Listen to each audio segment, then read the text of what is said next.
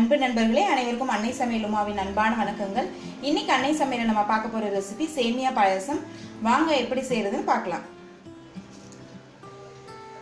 முதல்ல ஒரு கடாயில 1/2 கப் சேமியாவை சேர்த்துக்கலாம். சேமியாவை நல்லா வறுத்துக்கலாங்க.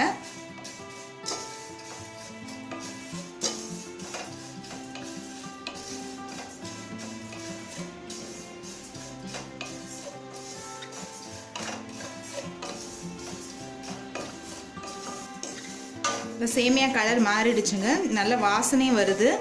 இப்போ இதில் தண்ணி சேர்த்துக்கலாம். இப்போ 1 கப் தண்ணி சேர்த்துக்கிறேன்.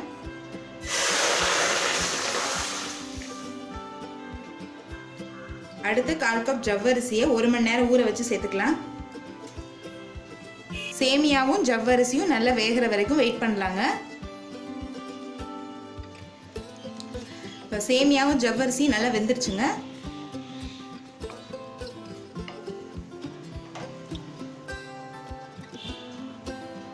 இப்போ பால் 2 கப் சேர்த்துக்கலாம்.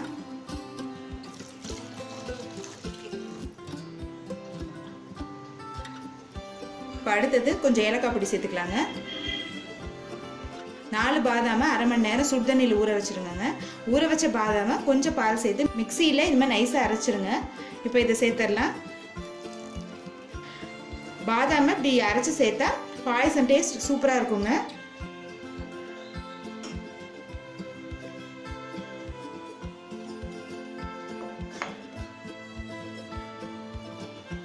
இப்போ அடுத்து ப்ரௌன் சுகர் 1/2 கப் சேர்த்துக்கலாங்க.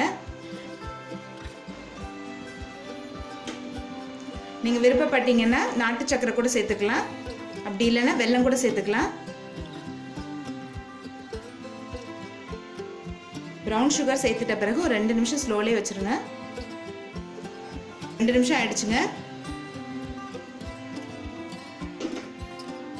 இப்போ இறக்க போகிறதுக்கு முன்னாடி நெய்யில் வறுத்த முந்திரி திராட்சை இதில் சேர்த்துக்கலாம்.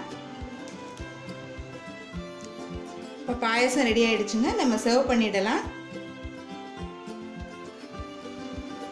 இப்போ சுவையான சேமியா பாயசம் ரெடி ஆயிடுச்சு. ரெசிபியை ட்ரை பண்ணி பாருங்க, கண்டிப்பாக உங்களுக்கே பிடிக்கும். ரெசிபி பிடிச்சிருந்ததுன்னா வீடியோவை லைக் பண்ணுங்க, கமெண்ட் பண்ணுங்க, ஷேர் பண்ணுங்க. இதுவரைக்கும் அன்னை சமையல் சேனலை சப்ஸ்கிரைப் பண்ணலன்னா சப்ஸ்கிரைப் பண்ணுங்க. தேங்க்யூ.